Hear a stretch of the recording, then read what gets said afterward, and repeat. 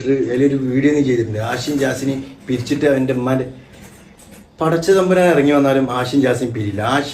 ജാസിന്റെ കൈവറുമ്പോൾ ആഷിന്റെ കഴുത്തിന് തല പോകണം.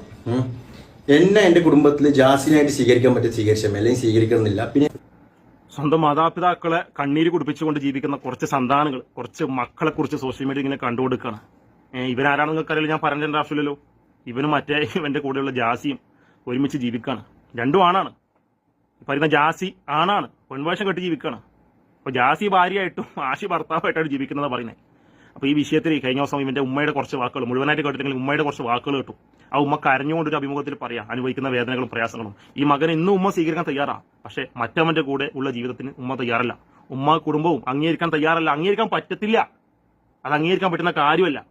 അവനെ ഒഴിവാക്കിയിട്ട് സ്വന്തം വീട്ടിൽ കയറി വരാനാണ് ഉമ്മ ആവശ്യപ്പെടുന്നത്. മറ്റൊരു വിവാഹം കഴിച്ച് മറ്റൊരു പെൺകുട്ടി വിവാഹം കഴിച്ചിട്ട് മാന്യമായിട്ട് ജീവിക്കാനുള്ള ഒരു ആഗ്രഹം മാത്രമേ പറയുന്നുള്ളൂ. അതിന് തയ്യാറല്ലത്രേ. ഇവനെ എന്റെ കൂടെ കൂട്ടണം, എന്നിട്ട് കൂട്ടിയാൽ മതി, അല്ലെങ്കിൽ വേണ്ട. ജന്മം തന്ന ഉമ്മയോടെ പറയുന്നത് ആരോടാ പറയുന്നത്? ജന്മം നൽകിയ ഉമ്മയോട്. 10 മാസം ഗർഭം ചുമന്ന് ഏറ്റവും വലിയ വേദന, സുഖപ്രസവം എന്ന് നമ്മൾ ഓമന പേരിട്ട് വിളിക്കുന്ന ഏറ്റവും വലിയ വേദന സഹിച്ചുകൊണ്ട് പ്രസവിച്ചിട്ട് കൈ വളരുന്നുണ്ടോ കാല് വളരുന്നുണ്ടോ എന്ന് നോക്കിയിട്ട് അത്ര കഷ്ടപ്പെട്ട് പ്രപഞ്ചത്തിലെ ഏറ്റവും വലിയ പോരാളി വളർത്തിയെടുത്തിട്ട് ആ പോരാളിയോട് പറയാണ്, അവനെ കൂടി കൂട്ടാൻ നിങ്ങൾക്ക് മനസ്സില്ലെങ്കിൽ ഞാൻ നിങ്ങളെ വീട്ടിൽ വരുന്നില്ല എന്നാണ് പറയുന്നത് സ്വന്തം ഉമ്മയോട്. ആരോട്? പ്രപഞ്ചത്തിലെ ഏറ്റവും വലിയ പോരാളിയോട്. അവൻ പ്രവേശിക്കേണ്ട സ്വർഗത്തെക്കുറിച്ച് ഇസ്ലാം പറഞ്ഞത് എന്താണെന്നറിയോ? ഉമ്മാന്റെ കാലിന്റെ അടിയിലാണ് സ്വർഗം എന്ന് പറഞ്ഞത്. ആ സ്വർഗം എനിക്ക് വേണ്ട. ആ ഉമ്മയുടെ വേദനയേക്കാൾ വലുതല്ല മറ്റൊരു വേദനയും മറ്റൊരു വികാരവും. ആണായിട്ട് വേഷം കെട്ടിയിട്ട് കുറച്ചു കാലം ജീവിച്ച് പിന്നീട് പെണ്ണായിട്ട് വേഷം കെട്ടി ജീവിക്കണം. ഇവരുടെയൊക്കെ തോന്നിയവാസത്തിന് മാതാപിതാക്കൾ കൂട്ട് നിൽക്കണത്രേ. ഇവരുടെയൊക്കെ തോന്നിയവാസ ജീവിതത്തിന് മാതാപിതാക്കൾ കൂട്ട് നിൽക്കണത്രേ. അല്ലെങ്കിൽ മാതാപിതാക്കൾ വേണ്ടെന്ന് പറഞ്ഞു.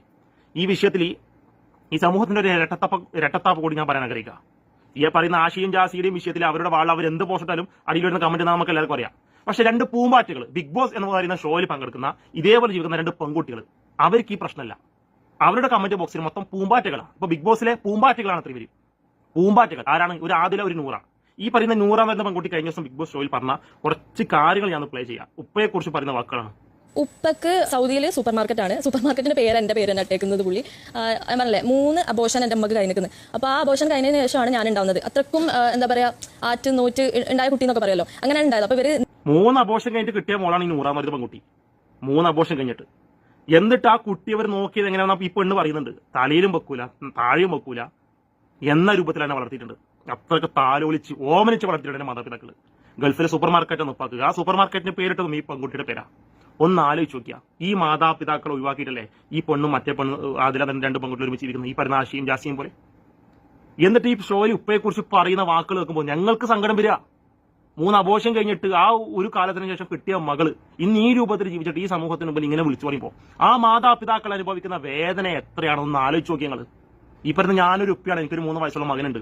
ഞാനിപ്പോൾ അവരുടെ കടയിലാണ്. ഞാൻ ഈ കടയിൽ നിന്ന് ഇപ്പോൾ ഭക്ഷണം കഴിക്കാൻ വേണ്ടിയിട്ട് റൂമിലേക്ക് പോകുമ്പോൾ ഞാൻ സ്റ്റെപ്പ് കയറി പോകുന്ന ശബ്ദം കേൾക്കുമ്പോൾ എൻ്റെ മകൻ സെൻട്രാൾ വന്ന് നിൽക്കും, തുള്ളിച്ചാടാൻ കൈമുട്ടിയിരിക്കും. ഞാൻ ഡോർ തുറക്കും, ഓടി വരുമ്പോൾ ഞാൻ അവനെ വാരിയെടുക്കും. ഇങ്ങനെയല്ലേ എന്നെ മാതാപിതാക്കൾ എന്നെ വളർത്തിയിട്ടുണ്ടാവുക? അങ്ങനെയല്ലേ ഞാൻ എൻ്റെ മകനെയും സ്നേഹിക്കുന്നേ? അപ്പോ ഈ മാതാപിതാക്കൾ ഇത്രയധികം താലോളിച്ച് ഓമനിച്ച് തലയിൽ വെക്കാതെ താഴെ വെക്കാതെ നെഞ്ചോട് ചേർത്ത് പിടിച്ച് വളർത്തിയ മക്കള് ഇന്ന് പൊതുസമൂഹത്തിന് മുമ്പിൽ അവരെ വ്യക്തിപരമായിട്ട് വേദനിപ്പിച്ചിട്ട് അവരെ പൊതുസമൂഹത്തിന് മുമ്പിൽ നാണം കടത്തിയിട്ട് അവർക്ക് സോഷ്യൽ മീഡിയയിലെ സെലിബ്രിറ്റി സ്റ്റാറ്റസും മറ്റും അവരുപയോഗിച്ചുകൊണ്ട് ഇത്തരം ഷോകളിൽ പങ്കെടുത്തിട്ട് അവർ സുഖസുന്ദരമായിട്ട് ഇപ്പൊ ജീവിക്കുമ്പോൾ കണ്ണീര് കുടിക്കുന്ന മാതാപിതാക്കളുടെ വേദന മനസ്സിലാക്കാത്ത ഇത്തരം മക്കളെ ഈ പൊതുസമൂഹം ഈ ഷോയിൽ പങ്കെടുക്കുന്ന ഈ പെൺകുട്ടികൾക്ക് ഇന്ന് വിളിക്കുന്ന പേരാ പൂമ്പാറ്റകൾ. ഉളുപ്പില്ലേ സമൂഹമേ? നാണവും മാനവും ഉളുപ്പും ലജ്ജയില്ലേ? ആഷിക്കും ഈ പറയുന്ന ജാസിക്കില്ലാത്ത പ്രിവിലേജ് ഇവർക്ക് എന്തുകൊണ്ട് കിട്ടുന്നു? കാണാൻ സുന്ദരികളായ 2 പെൺകുട്ടികളായതുകൊണ്ടല്ലേ നിങ്ങൾ പൂമ്പാറ്റകൾ നിൽക്കുന്നത്? ആ ഷോയിൽ പങ്കെടുക്കുന്ന മത്സരാർത്ഥികൾക്ക് കൊടുക്കുന്ന പിന്തുണയിൽ ഏറ്റവും കൂടുതൽ പിന്തുണ ഇന്ന് പലരും കൊടുക്കുന്നത് ഈ പൂവാലന്മാരായ വാവാടവള്ളികളായ ആൾക്കാർ കൊടുക്കുന്നത് ഈ 2 പെൺകുട്ടികൾക്കാണ്. അതിൽ ഏറ്റവും കൂടുതൽ കമന്റ് ബോക്സിൽ നൂറ സ്വന്തം മാതാവിനെയും സ്വന്തം പിതാവിനെയും ധിക്കരിച്ചുകൊണ്ട്. എടോ, ഇതൊരു ആണും പെണ്ണും ഒരുമിച്ച് ജീവിക്കുന്നില്ല, ഒരു പെണ്ണും ആണും ഒരുമിച്ച് ജീവിക്കുന്നില്ല. ആഷിയും ജാസിയും 2 ആണായിട്ട് ജനിച്ചതാ. ഈ പറയുന്ന ആദിലയും നൂറയും 2 പെണ്ണായിട്ട് ജനിച്ചതാ. എങ്ങനെയാണോ മാതാപിതാക്കൾ ഇതിൽ അംഗീകരിക്കുക? ഒരു ആണും പെണ്ണും ആണെങ്കിൽ അവർ അംഗീകരിച്ചേനെ, ഒരുമിച്ച് വിവാഹം കഴിച്ച് ജീവിക്കാൻ സമ്മതിച്ചേനെ, ഭാവിയിലെങ്കിലും അതിനൊരു സാധ്യത ഉണ്ടായേനെ. ഇതൊരു പെണ്ണും ഒരുമിച്ച് ജീവിക്കാൻ എങ്ങനെ മാതാപിതാക്കൾക്ക് സമ്മതിക്കാൻ കഴിയുക? അവർക്കുണ്ടാവില്ല അവരുടെ ആഗ്രഹങ്ങൾ.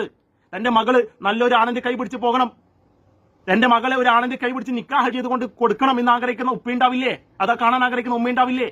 അവരുടെ പേരെ കുട്ടികളെ കണ്ട് ആഗ്രഹിച്ചിട്ട് കൊതി തീരാൻ ആഗ്രഹിക്കുന്ന മാതാപിതാക്കൾക്ക് മുമ്പിൽ ഇതുപോലുള്ള ജീവിതം ജീവിക്കുന്നവരെ അവരെ അക്സെപ്റ്റ് ചെയ്യണം എന്ന് പറയുന്ന പുരോഗമനവാദികൾക്ക് ഉളുപ്പില്ലേ അങ്ങനെ പറയാൻ വേണ്ടിയിട്ട് ചോദിക്കാനുള്ളൂ.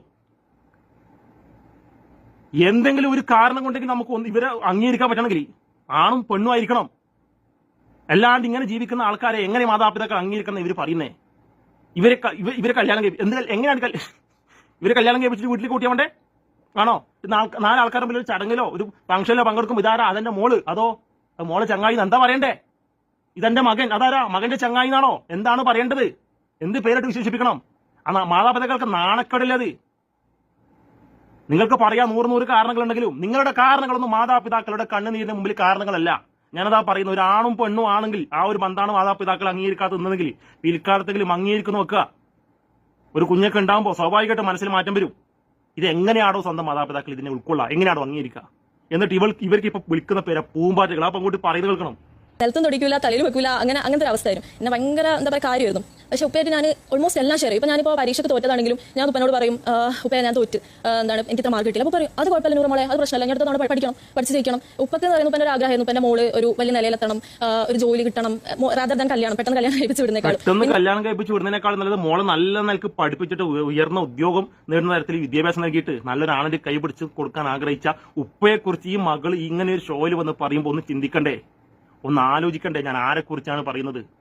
ഞാൻ ഈ ഭൂമി ലോകത്ത് ജനിച്ചിട്ട് എന്നെ ഇത്രയും വലുതാക്കി വളർത്തിയ എൻ്റെ ഈ കാണുന്ന ശരീരവും എൻ്റെ ഈ കാണുന്ന ഊർജ്ജവും ആര് നൽകിയതാ? ഈ മാതാപിതാക്കൾ വളർത്തി ഉണ്ടാക്കിയതല്ലേ? എന്നിട്ട് അവരുടെ സന്തോഷം തല്ല് തകർത്തുകൊണ്ട് ജനങ്ങൾക്കുപരി നാട്ടുകാർക്കുപരി അവരെ നാണം കെടുത്തിക്കൊണ്ട് ഇവരിപ്പോൾ ജീവിച്ചിട്ട് ഈ മാതാപിതാക്കളെ കുറിച്ച് പറയുന്ന വാക്കുകൾ കേൾക്കുമ്പോൾ ആ മാതാപിതാക്കൾ എത്ര കരയുന്നുണ്ടാവും, അവരുള്ളിൽ എത്ര വേദനിക്കുന്നുണ്ടാവും. എൻ്റെ പൊന്നുമ്മ ഇവരുടെയൊക്കെ മാതാപിതാക്കളോട് എനിക്ക് പറയാനുള്ളത്, നിങ്ങൾ കരയരുത്, നിങ്ങൾ വേദനിക്കരുത്. നിങ്ങളുടെ മക്കളാണ്, നിങ്ങൾ തള്ളിപ്പറഞ്ഞ ആ മക്കള്, അവരോർത്ത് നിങ്ങൾ വേദനിക്കരുതേ, നിങ്ങൾ കരയരുതേ എന്ന് ഒരു ആശ്വാസവാക്കെങ്കിലും ഞാൻ അവരോടൊന്ന് പറഞ്ഞോട്ടെ എന്നാണ് എന്റെ മനസ്സിൽ ഇപ്പൊ തോന്നിപ്പോകുന്നത്. അതുകൊണ്ട് ബിഗ് ബോസ് ഷോയിൽ പങ്കെടുക്കുന്ന കാരണം കൊണ്ട് അവർ പൂമ്പാറ്റകളായി മാറി. കാണാൻ സൗന്ദര്യമുള്ള പെൺകുട്ടികളായപ്പോ പാവാട വള്ളികൾക്കും പൂവാലന്മാർക്കും അവർ പൂമ്പാറ്റകളായി മാറി. അവരുടെ മത്സരത്തിൽ അവർക്ക് നല്ല പിന്തുണ കൊടുക്കാനും നല്ല സപ്പോർട്ട് കൊടുക്കാനും ഒരുപാട് റീൽസ് ഇട്ടിട്ടും മറ്റും ഒരുപാട് ആൾക്കാർ ഓടി നടക്കുക. ആർക്കായി സപ്പോർട്ട് കൊടുക്കുന്നേ? ആരെയായി പിന്തുണക്കുന്നേ? സ്വന്തം മാതാപിതാക്കളെ കണ്ണീര് കുടിപ്പിച്ച് ജനങ്ങൾക്ക് മുമ്പിൽ നാണം കെടുത്തിയ സന്താനങ്ങൾക്ക് ഇത്തരം പിന്തുണ കൊടുക്കുമ്പോൾ നീയും നിന്റെ ഉപ്പയോടും ഉമ്മയോടും അച്ഛനോടും അമ്മയോടും ഇങ്ങനെയാണോ പെരുമാറാറുള്ളത്? നീയും അവരിങ്ങനെ കണ്ണീര് കുടിപ്പിക്കുന്ന സന്താനാണോ? അല്ലയോ? ഒന്നൊന്ന് സ്വന്തം ആലോചിച്ച് നോക്കുക. പൂമ്പാറ്റകളും മറ്റത് കുണ്ടന്മാരും. എത്ര നല്ല ഇരട്ട നിലപാടല്ലേ സമൂഹത്തിന്? അതുകൊണ്ട് സ്വന്തം മാതാപിതാക്കളെക്കാൾ വലുതായിട്ട് ഭൂമിയിൽ ഒന്നുമില്ല. ഉമ്മാന്റെ കാലടിയിൽ തന്നെയാണ് സ്വർഗം. ആ സ്വർഗം വേണ്ടെന്ന് വെച്ച് വേറൊരു ലോകത്ത് ജീവിക്കുന്നവർക്ക് പിന്തുണ കൊടുക്കുന്നവരെ ആലോചിക്കേണ്ടതുണ്ട്. സമൂഹത്തിൽ എന്ത് നന്മയാണ് സ്വന്തം മാതാപിതാക്കൾക്ക് പോലും നന്ദിയില്ലാത്ത ഇവരിൽ നിന്ന് പ്രതീക്ഷിക്കുന്നത്?